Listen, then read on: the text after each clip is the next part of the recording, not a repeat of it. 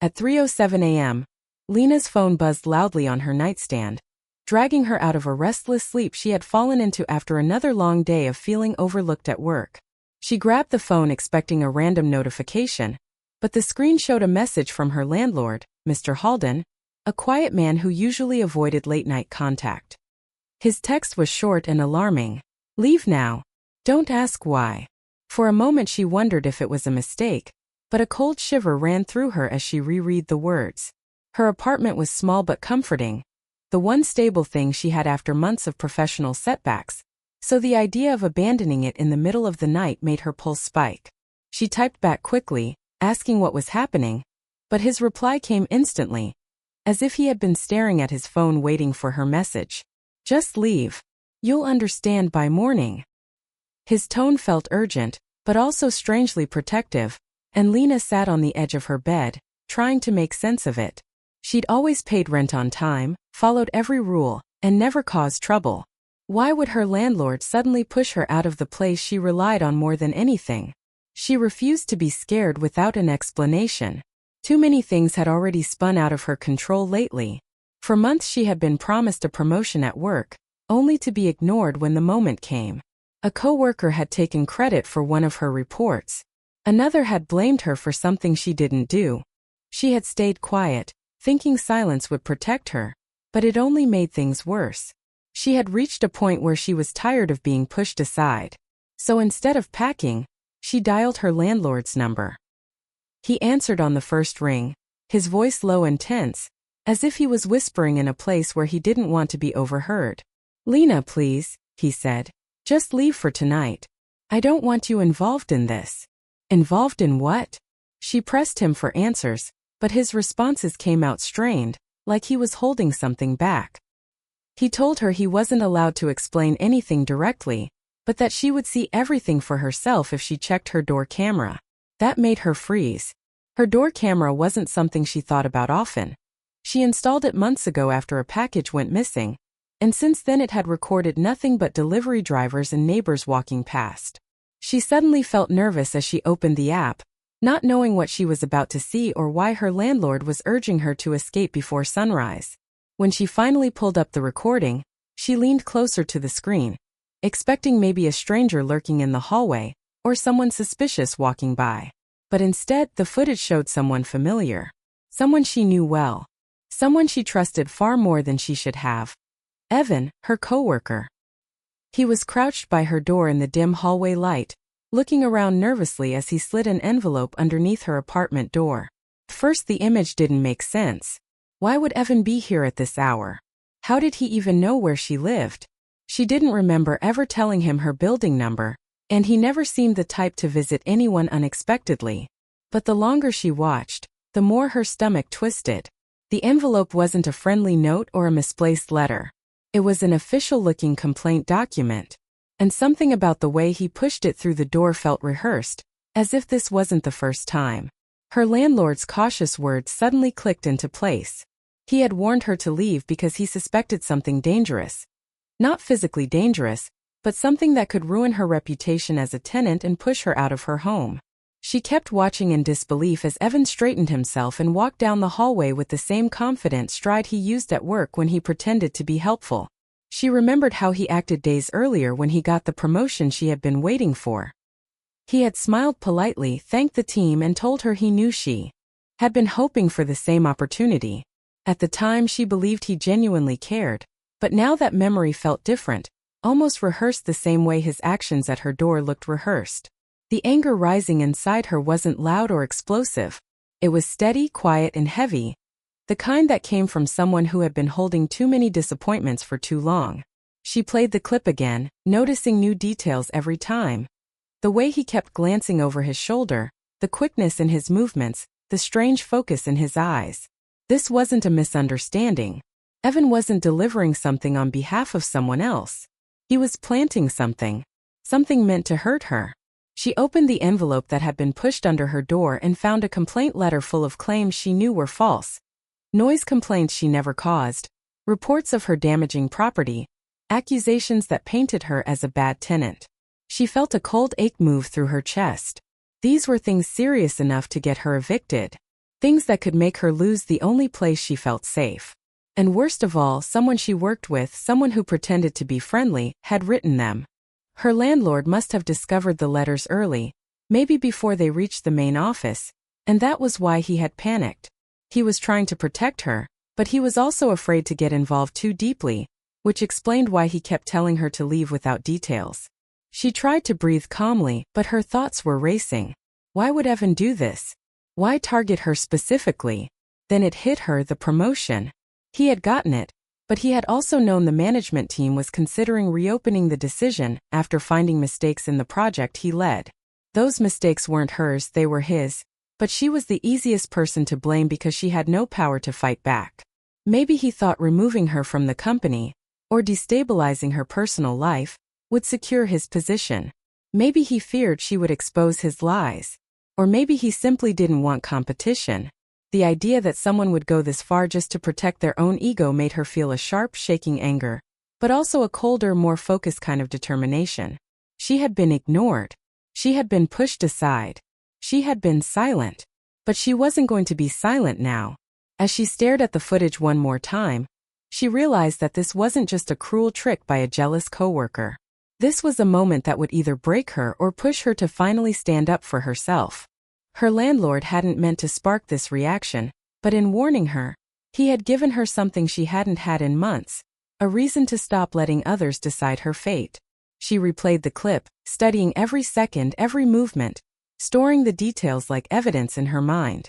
The betrayal hurt, but something inside her hardened. She didn't pack her bags. She didn't run away. Instead, she sat still, breathing slowly, feeling her resolve build. This was the moment that would shape everything that came next. And she wasn't going to let fear decide her next move. She was going to find out the full truth. She was going to confront what had been done to her. And for the first time in a long time, she felt strong enough to do it. That night, as the city outside remained dark and still, Lena made a quiet promise to herself. She wasn't going to be the girl who got pushed out of her home, her job, or her life.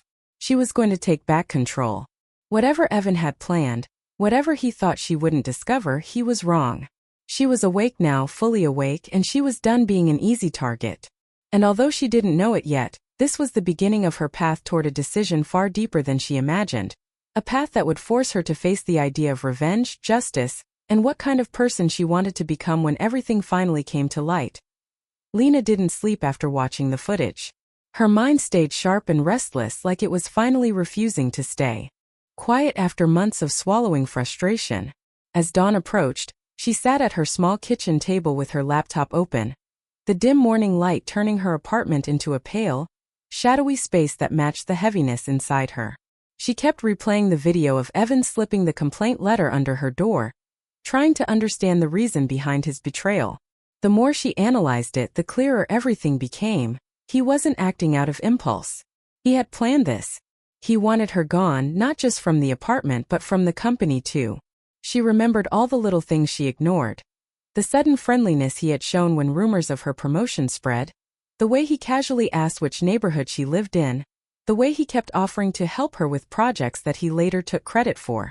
She had wanted to believe he was harmless, but now she realized she had been giving him the benefit of the doubt long after he had stopped deserving it. As she considered her next step, a strange mix of fear and determination ran through her. She had never been the type to seek revenge.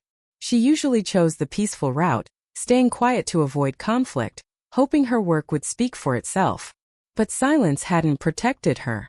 Silence had only made her an easy target. And now, for the first time, she wondered if fighting back was the only way to reclaim her dignity. She opened a blank document and started writing everything she remembered about the last few months. Every conversation with Evan, every suspicious moment, every detail she had brushed aside. She didn't know yet how she would use this list, but writing it gave her clarity. She wasn't imagining things. She wasn't overreacting. She had been wronged directly and deliberately. The more she wrote, the stronger she felt. But with that growing strength came a new internal struggle. The desire for justice and the desire for revenge were suddenly tangled together, making her question what she truly wanted. She didn't want to ruin someone's life. She just wanted the truth to be seen. But she also wanted him to feel the weight of what he had done, to understand that actions had consequences. And she wasn't sure where the line between justice and revenge really was. After finishing her list, she turned to the envelope he had planted. She studied the forged complaints carefully. The writing was neat but off, too formal, too stiff, like someone trying to sound official without knowing the right tone. She checked the building manager's signature at the bottom and realized it was fake. Whoever wrote it had tried to copy the signature, but didn't know the small details. This confirmed everything. Evan wasn't acting out of confusion or misunderstanding. He was intentionally trying to create a problem for her. As she examined the paper, her phone buzzed with a new message.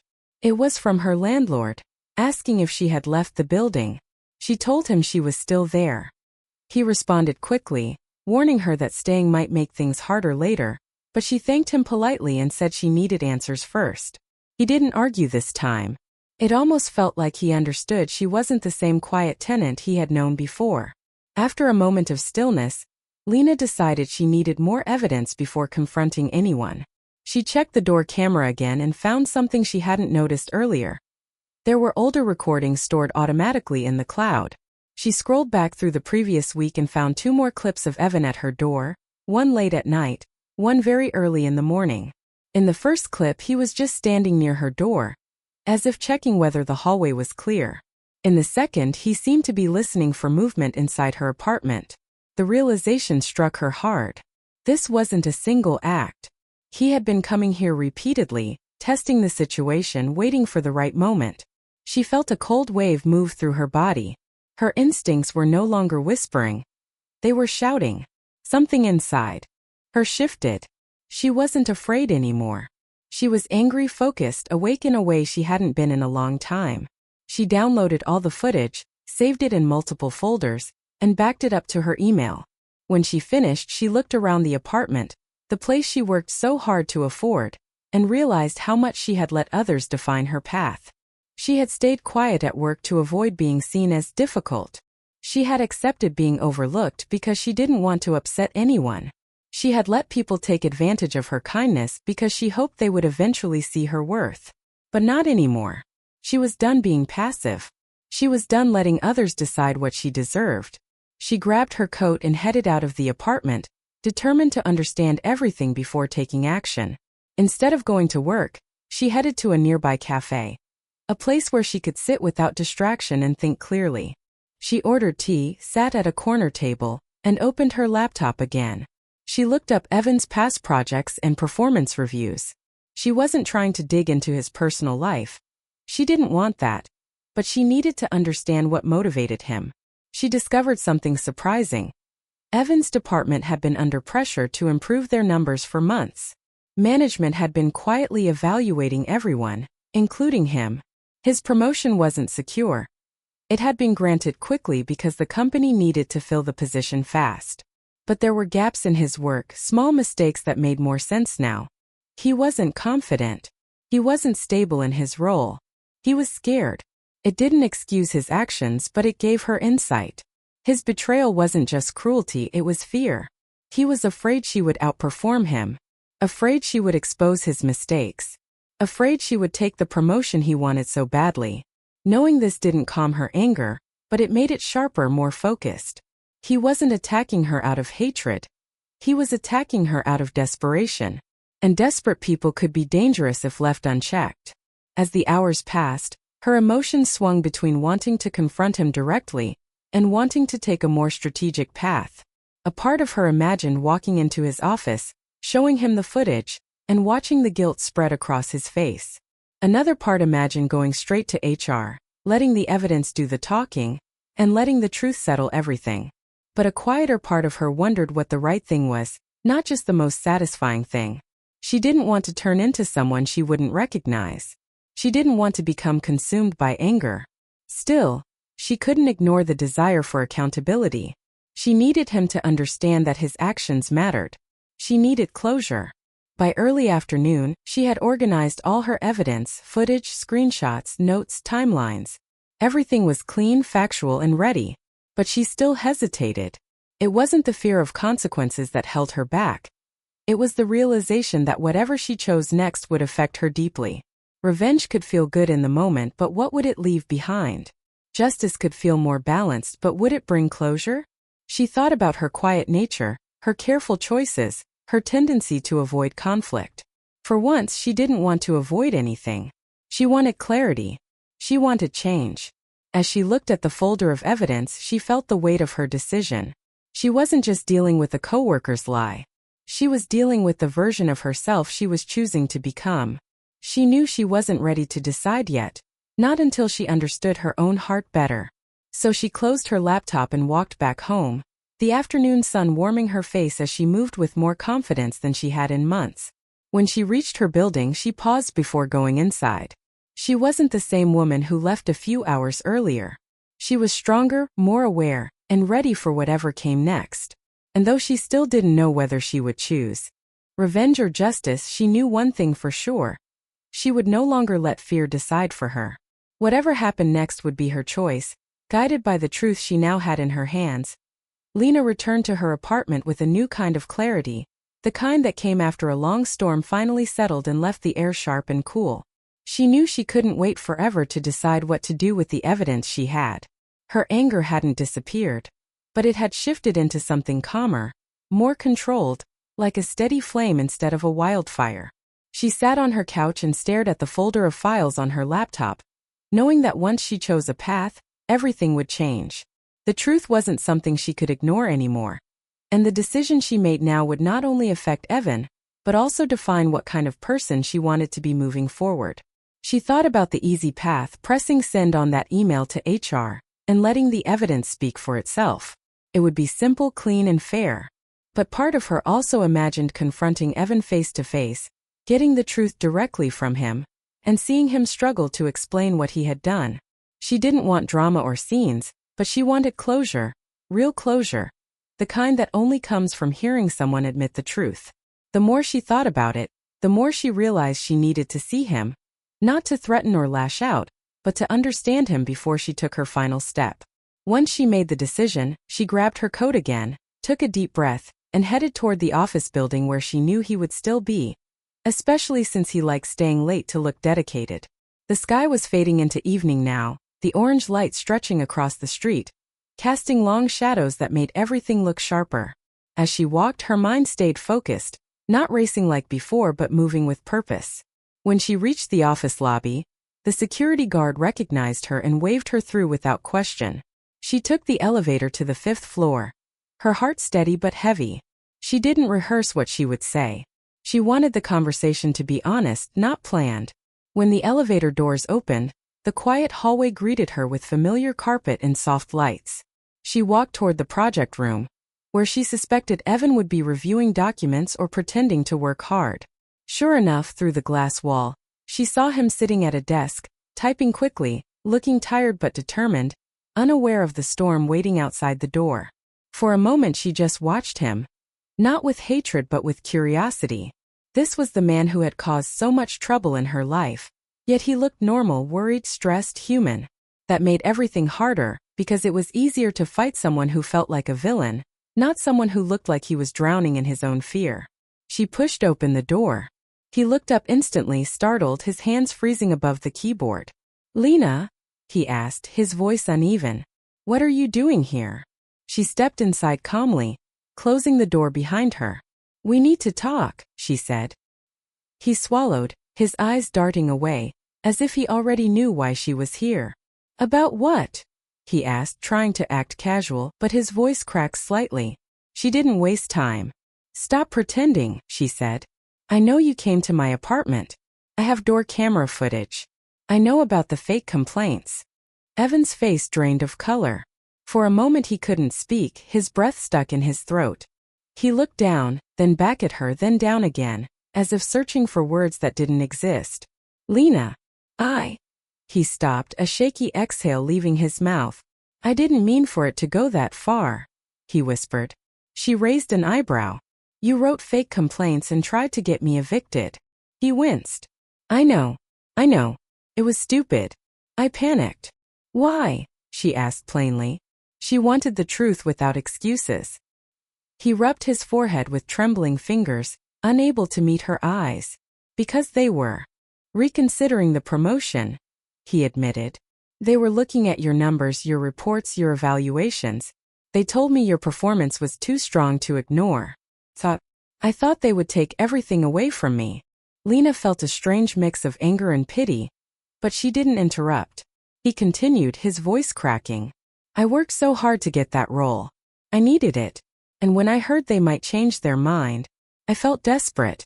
I thought if I could make you look unreliable, just a little, they wouldn't question the promotion again. He looked up at her with tired, guilty eyes. I made a terrible choice. I'm not asking you to forgive me. I don't know how to fix it. His honesty wasn't comforting, but it was real, and that made it harder for her to stay angry. She wasn't sure what she expected. Maybe excuses or denial. But hearing the truth made the situation both clearer and heavier. She stood there in silence for a moment, letting everything sink in. She wasn't here for revenge anymore. She was here for understanding, and now she had it. But understanding didn't remove consequences. You know this isn't something small, she said quietly. You tried to damage my home and my job. He nodded slowly, his shoulders slumping. I know, and I'll accept whatever happens. I'm sorry, Lena. Really. I lost control. She studied his face, trying to see if his apology was genuine. It was. But that didn't undo anything.